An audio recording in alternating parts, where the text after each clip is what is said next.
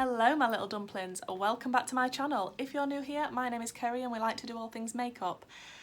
Today I have been using the NYX Ultimate Utopia palette. That's why my eyes are already done, but that video will already be up. So the one that I want to talk about today is the Urban Decay new foundation. It's the HYDROMANIAC. How much is this? It retails for £29 and I think I got it for £23 because I have got a fantastic friend, thank you Carmen, that gave me her code so that I could get it a little bit cheaper. What shade have I got this in? I've got it in 20 Fair, which is the second lightest shade, I believe. It looks really nice and I've got very dry skin and this is the HYDROMANIAC, so yes, I need moisture. I have used this once yesterday just to test it out. I didn't leave it on for very long. I just wanted to check that the colour was okay and everything. But today I will be doing a wear test. I'm probably going to go to B&M later, so possibly we'll have a mask on at some point and possibly be in some very dreadful weather that's out there. So that's going to be a good test to see what happens with this foundation.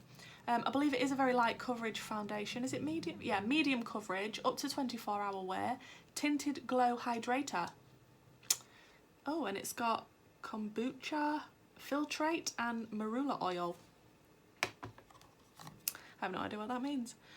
Yeah, up to 24-hour glow, dewy, juicy finish, healthy looking skin glow, weightless, medium coverage, looks fresh all day, vegan formula. So yeah, we'll give her a go.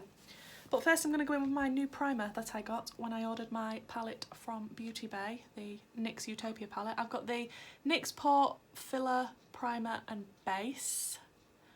I have tested this yesterday and I'm a fan, I have to say. Oh, it just trumped on me. This is what it looks like.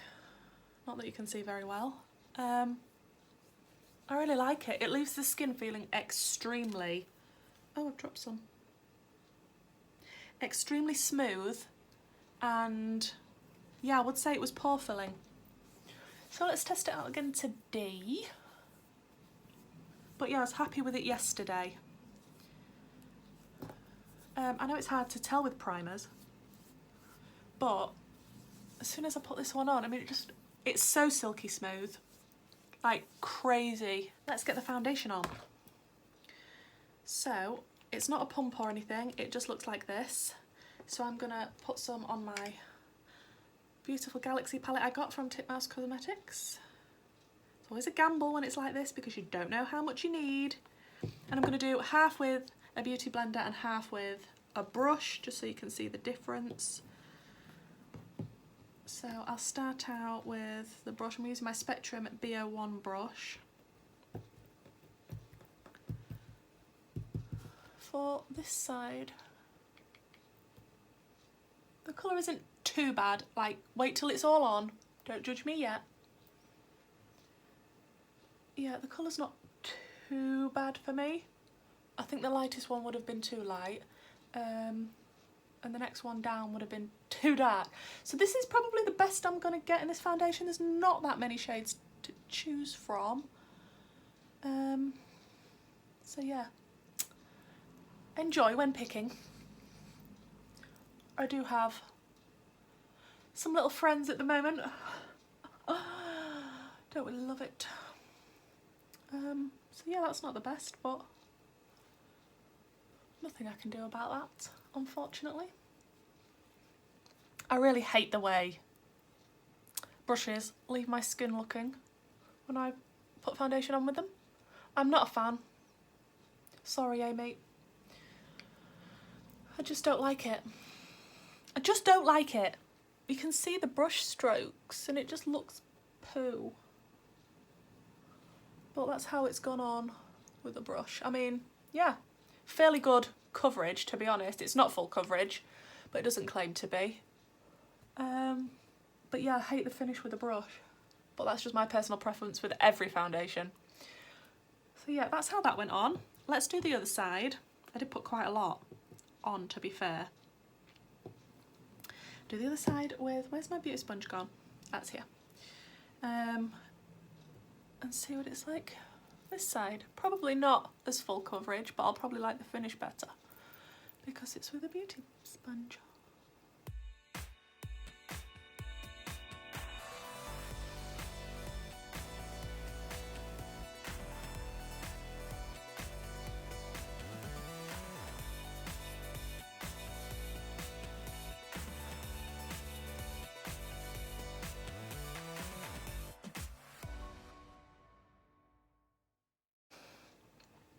So it looks a lot thicker and cakier this side and more full coverage because I use the brush, and then this side the finish is a lot nicer, but it is a bit more sheer because I use the sponge.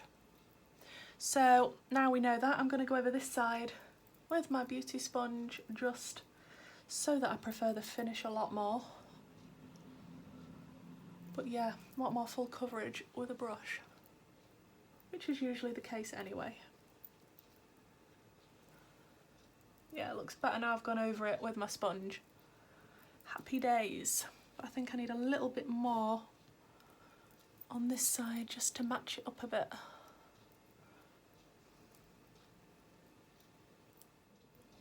I don't really know whether I want to powder this or not,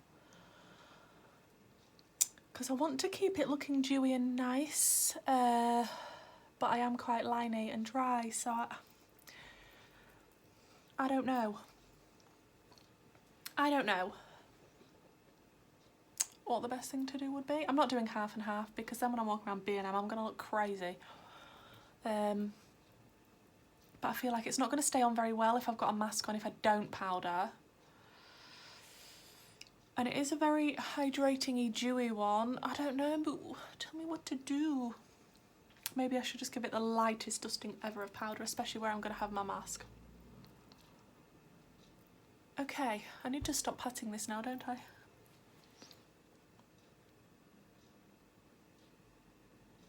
I'm just going to go over the imperfections with my Revolution Supersize Conceal and Define in the shade C2 because they're still sort of poking through this side. You can see the redness. That side's not as bad, it's just not flat. My skin's been really good recently. I don't know what's happening. Why am I getting breakouts now all of a sudden? Why? And that concealer that I just used to spot cover is actually very close to my skin tone. I don't like to cover my spots with a lighter concealer because then you're highlighting them, and we don't want to be highlighting spots. They highlight themselves enough. But I will be having a mask on, so yeah, we'll cover that up. Maybe it's because of the masks. Yeah, let's blame the masks. Now I'm going to go in with my Collection Lasting Perfection Concealer. What shade have I got this in? Porcelain 2. I actually think this is a bit light for me. I probably should have gone for the number 4, but we have it now. I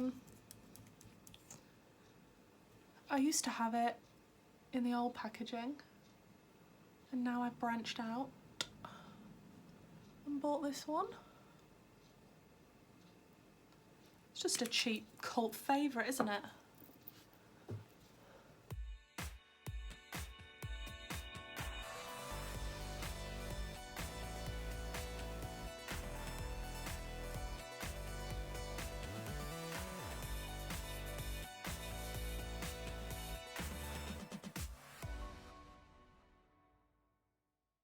I think I actually have the creasiest under eyes that ever did exist. But that's not the foundation's fault, that's just my under eyes. So I'm going to take the smallest bit of the Charlotte Tilbury Airbrush Flawless Finish in 1 Fair Pale. And my Spectrum A29. And just very lightly tappy tappy.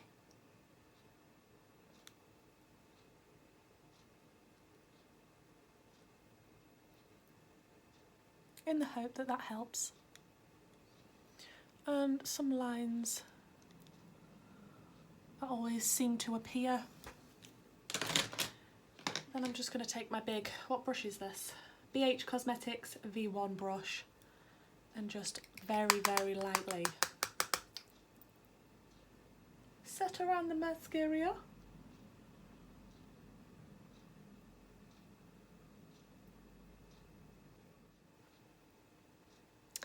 This is how we are looking. It wouldn't look too bad if the spots weren't there, to be honest. Then I'm going to go in with my W7 Hollywood Bronze and Glow. I thought I'd give this one a go. I have been enjoying W7 things recently, so why not give it a shot? It's got the tiniest, littlest weird mirror up here. And I'm going to take my Contour Queen Beauty Bay brush and just dip a little bit in each, to be honest. And just lightly plop it where I want it, because we didn't fully set everything, and this is quite a dewy base, so we don't want it to go funky. And then for bronzer, I'm going to take my Beauty Bay bronzer in the shade Donut. And it is quite pigmented, so remember to go carefully, Kerry. We need to go carefully anyway, because, as I keep saying, we're not fully set.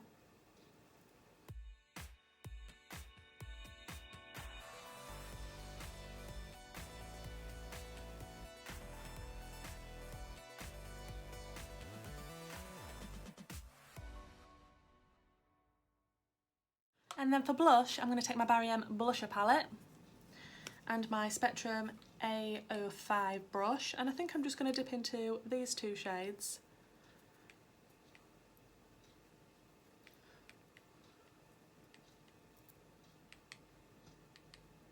Yeah, I've got to be careful because it's clinging to the unset base.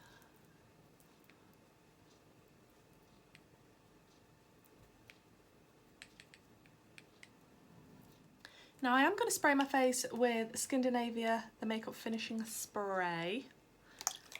I've no idea if this is the right thing for this foundation, but we'll soon find out.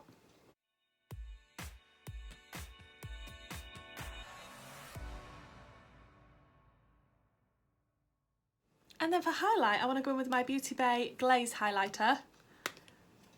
This gorgeous one here.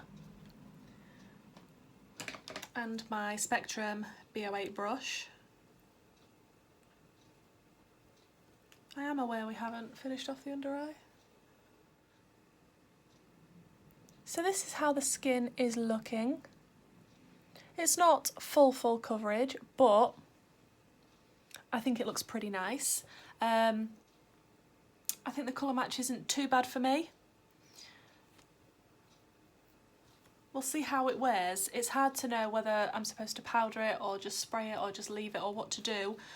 Because it's only my second time using it, and I think every foundation's different and everybody's skin's different, so yeah, I do like the foundation. You sort of get a feel as soon as you put it on whether you like a foundation or not, and I do like this. It's just how do I treat it so it lasts the longest on my skin and still looks good. So yeah, it is 11:40 right now. I don't know how long I'm going to keep it on for, but I'll come back for a check-in. So guys, I just thought I'd show you in natural lighting what the foundation looks like on my skin.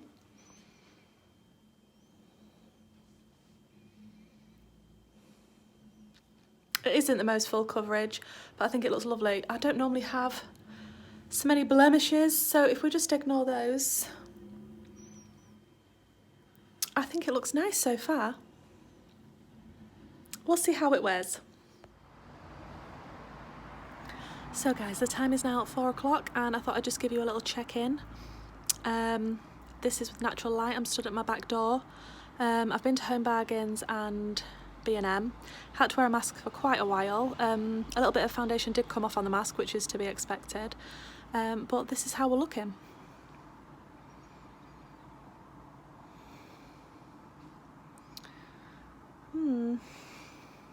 I mean, my eyes have gone a bit creasy.